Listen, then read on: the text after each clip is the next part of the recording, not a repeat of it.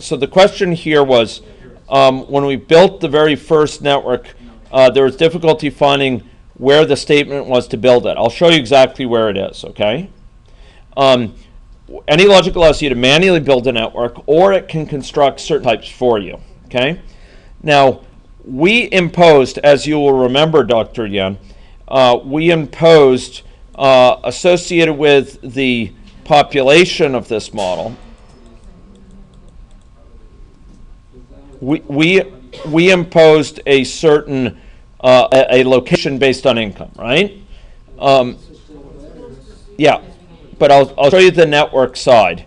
So you need to go to main, and if you go to main, you can scroll down, and you can go to the area space and networks.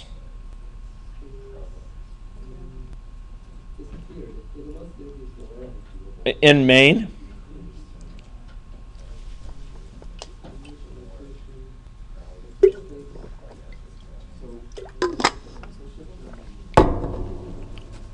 Under what?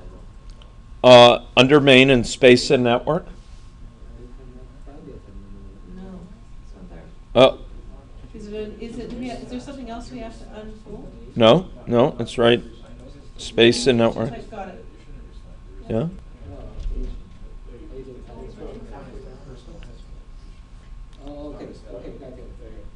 Okay, ladies and gentlemen. Okay, so under space and network, it's saying select the agents you want to place in the environment, and notice population is in there. And then if you scroll down, you'll see network type distance based, connection range 75. That is basically saying any two people in this network, person A, person B, will be connected if and only if they lie within 75 space units as measured by this of each other. How it turns out, this sounds like it has something to do with income as an actual network. Oh, it's because we place them based on their income.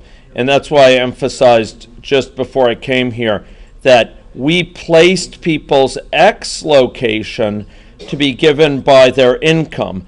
And income was distributed log normally, so most people were at low incomes, but some people were at very high incomes. Okay, so I was just trying to find the logic conceptions, because to the end, you're talking about these characteristics. That's right. For example, low income. That's right. Tend to get reinfected because they're in a very connected network, and high incomes are in a broken elements, broken components on the far right. So I was trying to build how comes the distance-based network connect to income, how come income connect to the Well, yeah, we have to be careful because the thresholds which I was using for judging whether someone was low income or high income, I actually hard-coded it, which is bad practice, but it was 20. And that threshold lies about, probably lies about here or something like that. So these people over here will be considered high income, but are in a network, whereas these people over here are in fragmented networks, right? It's not so many of them, but they are there. Most high income people are still in this region, but they're at unquestionably lower density than these. Still very much lower density. And so the high income people, in fact, oh man, I'm tempted to do this. I'll do it right now. Okay. I don't know that I would do this. I will illustrate here within person. I'm going to go to person here, and I am going to set within person for their presentation. Here's person, shape, body. For their line color, I am going to have a different color based on if they're high income or low income, okay? So for low income people, I'm going to have a line color which is going to be, if this dot income is less than 20, if they're less than or equal to 20, and I hate hard coding this. This is terrible, but because I really want to get into parameter variation. If it's less than 20, we will use magenta as the color for them, magenta. Otherwise, we will use blue, okay?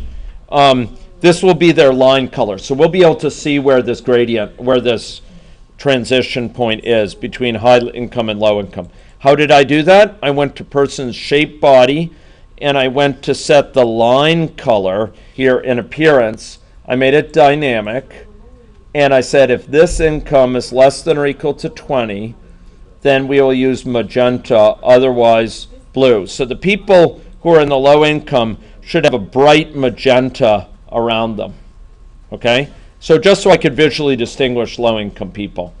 So this dot income is less than or equal to 20, then if so, for the line color, use magenta, otherwise use blue, okay? There we are.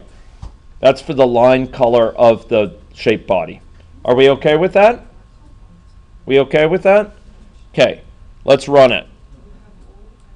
Okay, and now we'll see very clearly visually who's low income, who's high income. Okay, these ones are low income, these ones are high income.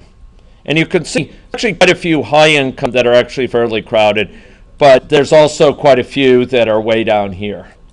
So you know, there's you are correct. There's pronounced crowding differences.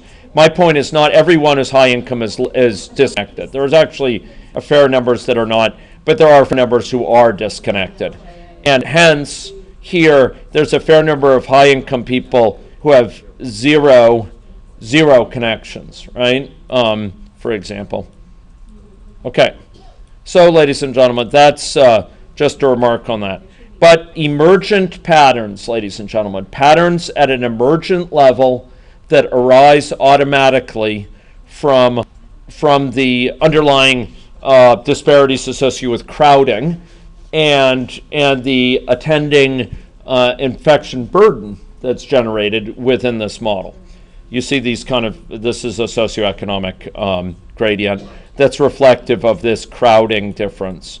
And here we have high and low income. Okay, yes? I just had a question. So right now when we're doing our initial infection event, Yeah. it goes to one random person. That's right. Could you quickly do a line of code to limit it to someone who had like at least 20 connections or something like that to make sure it goes to someone in the really crowded group? Yeah, do you want me to do that? Yeah, could you show us that, please? Sure. Thank you. Sure. Okay. Okay, so I will save this model just as version 8 in case you want to see it without that, and I will stop this recording.